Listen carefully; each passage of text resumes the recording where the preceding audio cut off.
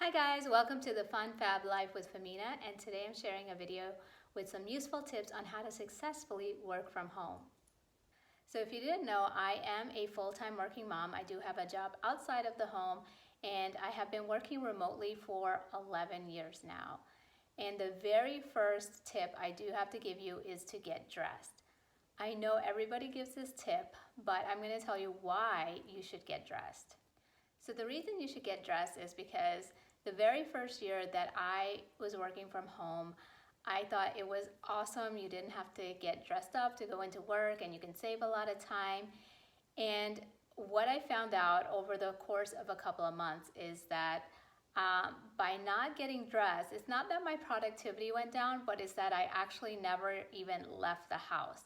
By the time I was done with the work and it was time for dinner, it was like I was already in my staying home clothes, and it took a lot more effort to get dressed to go out somewhere, and I ended up not even leaving the house for a while, which is very unhealthy. And so after a couple of months of getting acclimated of remote working from home, I did start back in the routine of getting dressed for work, and it did make me productive, but as well, I was not deciding on whether or not to get dressed to leave the house. If I needed to leave the house or I wanted to leave the house, I could just walk out of the door.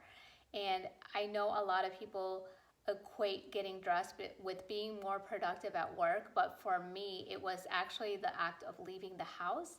So now I get dressed every day in the morning, and I don't have to think about whether I should go out somewhere, because it would take a lot of effort to get dressed and get ready to go out.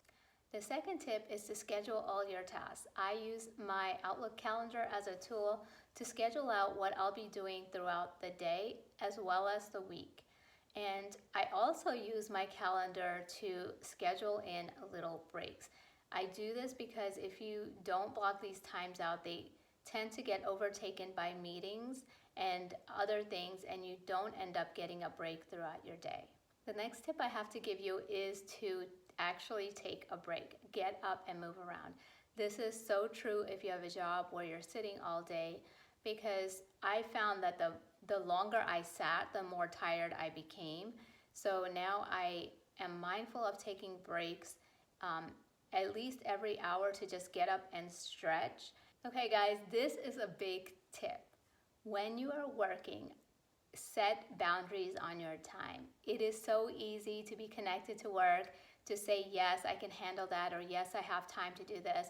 And I have done this. Just because you're working from home does not mean you have to be connected 24/7.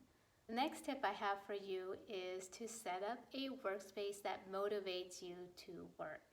Make sure your workspace is clean, it's organized, you have what you need to do your work, and you don't have a ton of distractions. Okay guys, and this is the very last tip that I have for you. It is to eat intentionally. It is so easy to just run to the kitchen and eat whenever the mood strikes you, and it is not a healthy habit to have. And also on the flip side, make sure you do eat, because I did spend a lot of days working and forgot to eat. And it would be the end of the day, and I realized I did not have anything to eat or anything to drink. So make sure you schedule those little breaks in where you can go get water or a cup of tea, coffee, whatever you want, and also do eat a lunch or some type of meal throughout the day. I hope you enjoyed this video. If you like this video, click that subscribe button and give me a thumbs up. Leave me a comment below if you do work from home and what your struggles are. Thank you for watching, and I'll catch you in the next one. Bye.